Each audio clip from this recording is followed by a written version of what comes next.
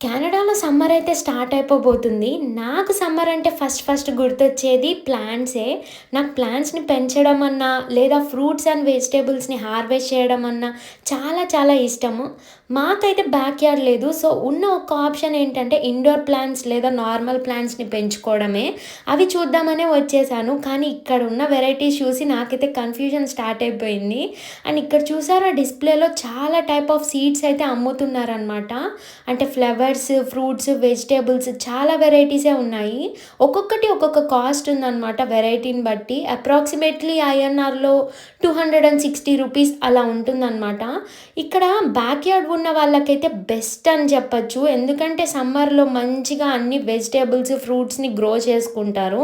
వాటినైతే ఫ్రీజర్‌లో store చేసేసుకొని ఇంకా winter అంతా యూజ్ చేసుకుంటారనమాట. ఇంతకీ నేనేం ప్లాన్స్ కొన్నాను అని చెప్పి నెక్స్ట్ షాట్‌లో అయితే అప్‌లోడ్ చేసేస్తాను. Please subscribe.